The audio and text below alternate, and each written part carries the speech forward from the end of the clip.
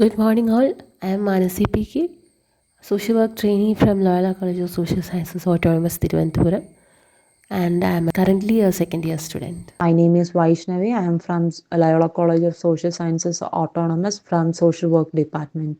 I am Nirupama AV, first year MSW student of Loyola College of Social Sciences, Autonomous, Thiruvananthapuram.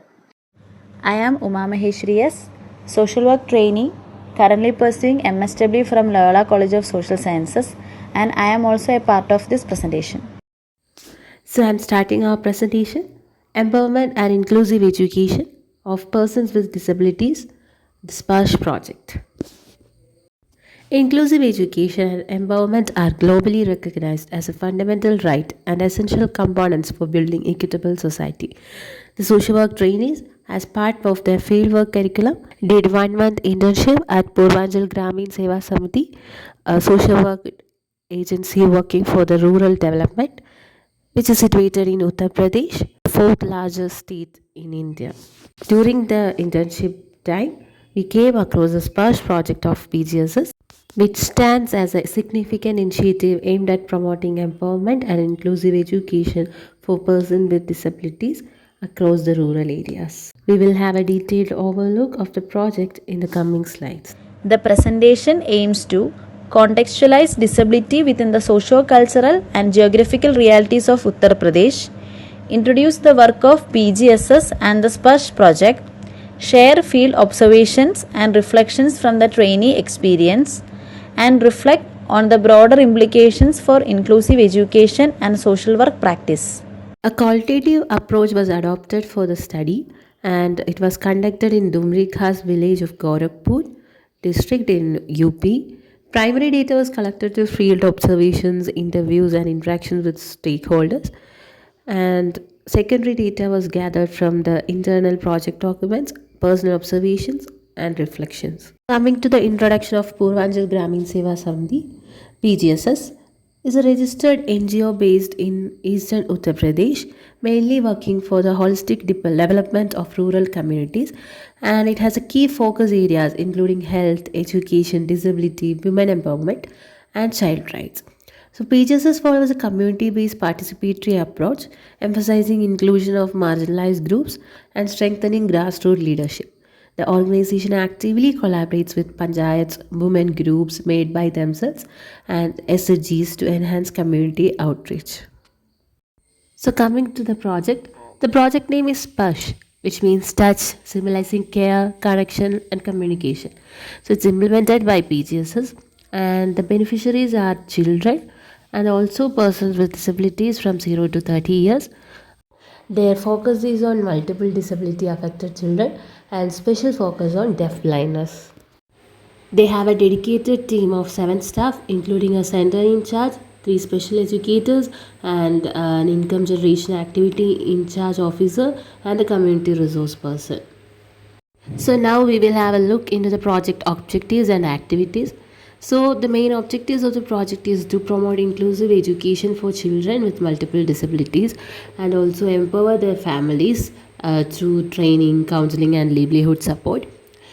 They also facilitate access to government schemes and disability entitlements for the beneficiaries and create awareness and reduce stigma at the community level.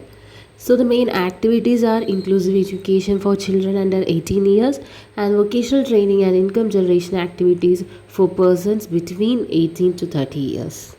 In 2001, World Health Organization defined disability as a complex phenomenon resulting from the interaction between health conditions, environmental factors, and personal factors. Now we can move into the next slide. Understanding the context, Uttar Pradesh and disability. Geography and socio-economic profile of Uttar Pradesh.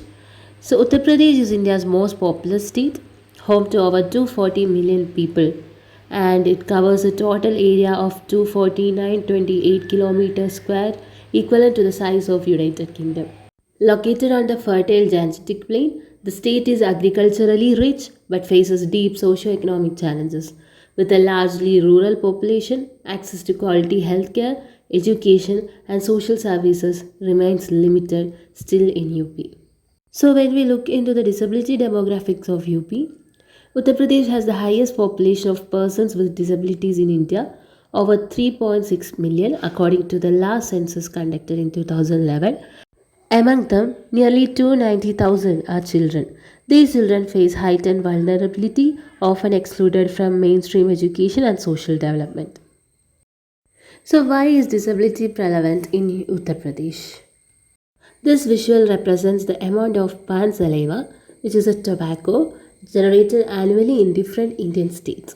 So, according to the data, Uttar Pradesh stands out with the highest volume, producing enough pan saliva to fill over 46 Olympic sized swimming pools every year.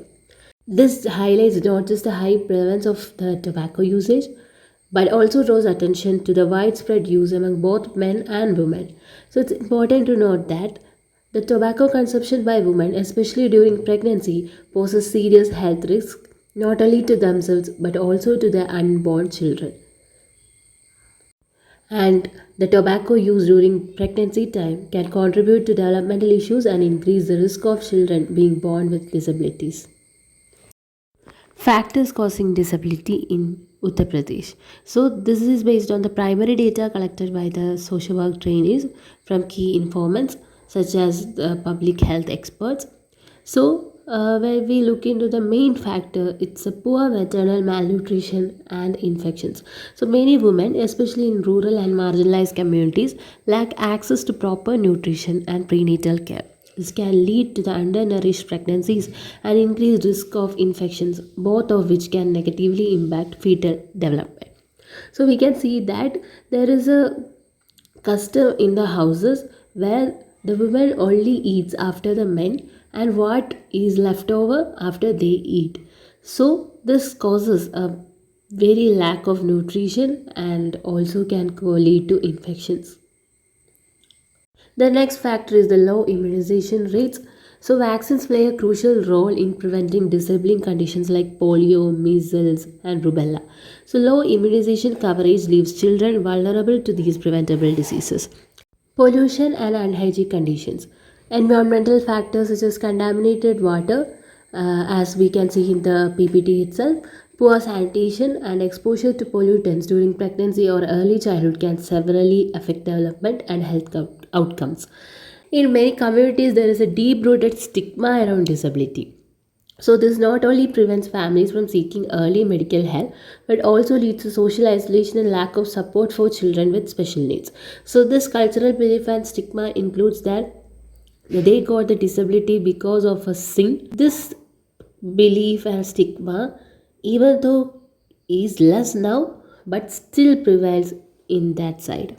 Consanguineous marriages were culturally common in some regions, and it also increased the risk of genetic disorders that led to disability in offsprings. But now these marriages are not happening in UP. And the main factor is the lack of early intervention.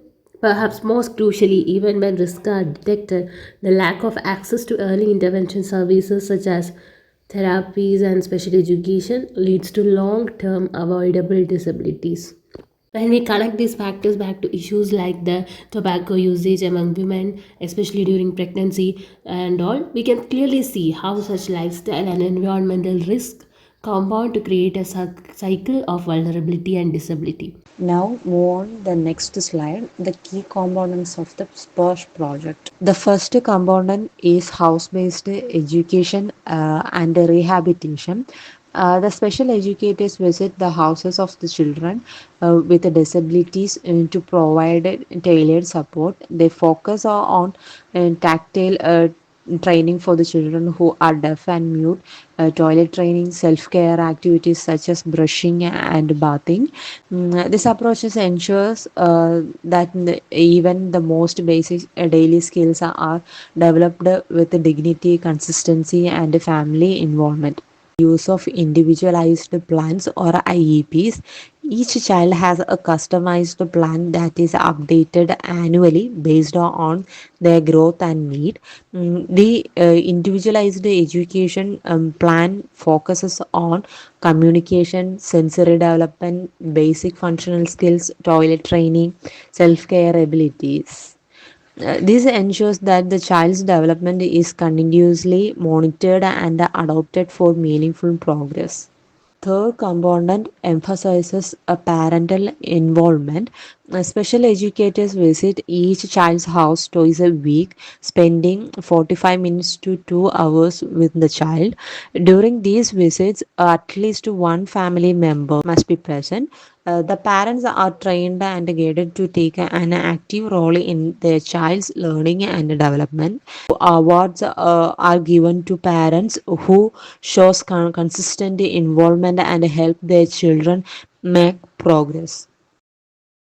The fourth component is physiotherapy and assistive devices.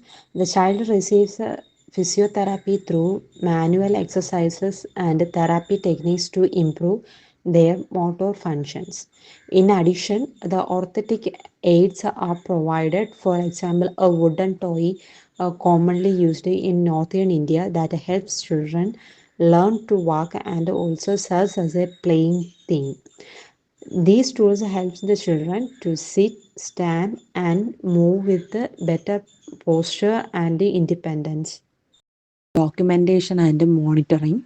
Each child has a detailed profile, regular progress reports, intervention records, and follow up that continue throughout their lifetime.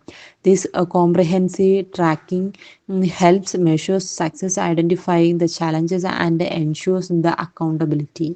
The sixth component targets youth aged 18 to 30 years through income generation activities IGAS. They provide skill development training like agarbatti making, jute bag making. They also supported to start small businesses like petty shops and also goat farming. They also receive assistance to apply for loan. The seventh and final component is community sensitization. It helps to reduce stigma and build inclusion through street plays, puppet shows, discussion forums, and community meetings. The awareness is spread through self-help groups, SHGs, and Mahila Mandals, which are local women empowerment groups started by Purvanchal Gramin Seva Samadi. This grassroots engagement is key to transferring social attitudes and fostering inclusion at the community level. Trainees field experiences and insights from the Sparsh project.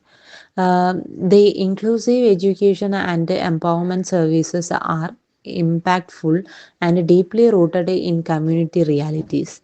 The special educators and the trained staff collaborate closely with the parents, treating them as a co facilitators in the child's development. Then the parents are empowered through recognition awards and a consistent involvement in house based interventions. Then interventions go beyond rehabilitation. They also provide for fostering and early identification and family lead training at home. Even though there are also major challenges which persist till now, that is poor living conditions, widespread poverty, emotional and psychological strain on families. Caregivers often face stress, shame, and social isolation, especially when they lack knowledge, support systems, or resources to manage disability.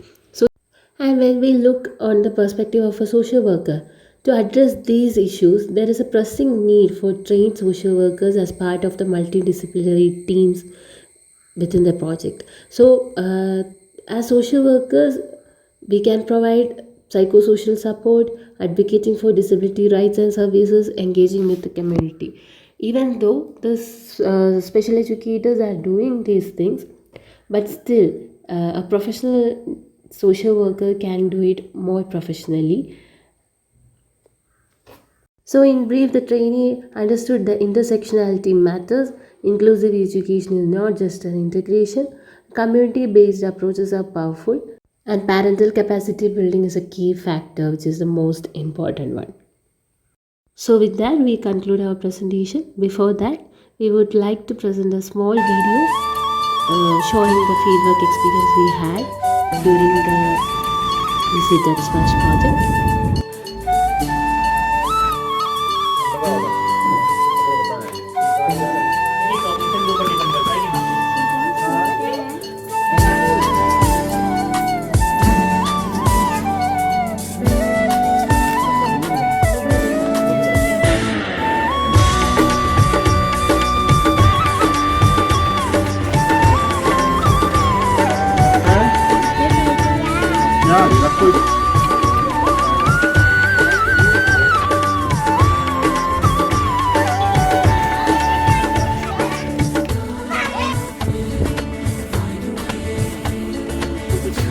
So, in conclusion, the Sparsh project at Purvanchal Gramin Seva Samiti stands as a model of inclusive education deeply rooted in the realities of the community by addressing the needs of children with multiple disabilities through a holistic, home based, and family centered approach.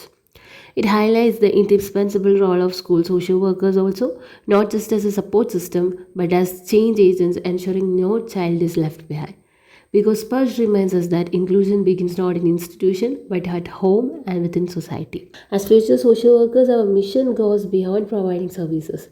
It is about challenging system barriers, advocating for inclusive policies, empowering families and communities, and building a world where diversity is celebrated, not sidelined. So, together, let's work towards a society that not only includes but uplifts all, regardless of ability. Thank you for giving us the opportunity. With that, we conclude. Thank you all for listening, and thank you from me, Vaishnavi, Uma Maheshwari, and Nirupama. And these are the references. Thank you.